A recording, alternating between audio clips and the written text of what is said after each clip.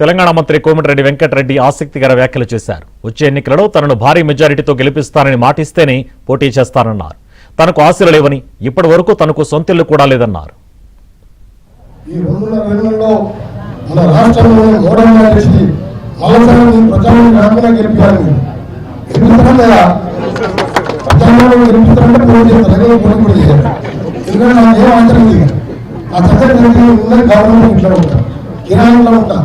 కేవలం చదివిస్తా కానీ నాకు సొంతంగా ఆ ఇల్లు భూమిని కూడా మూడకాయ ఉన్నది. ఎందుకంటే ఇల్లు పోని రిటైర్ ఊళ్ళో ఉండొద్దని నీళ్ళు పేదలకు పనిచేసి గ్రామంలో ఉన్న పేద దళితులకు ఖాళీలు కట్టించి మా భూములను చేసి ఉంటున్నాం.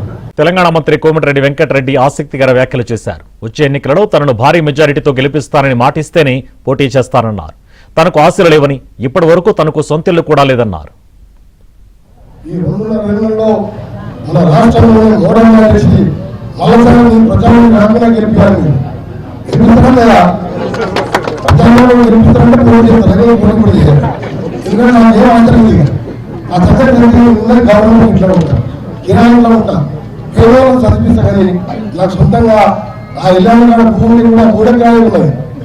ఎందుకంటే ఇల్లు పోని రిటైర్ ఊళ్ళో ఉండొద్దని నీళ్ళు పేదలకు పనిచేసి గ్రామంలో ఉన్న పేద దళితులకు ఖాళీలు కట్టించి మా భూములను చేసి ఉంటున్నాం.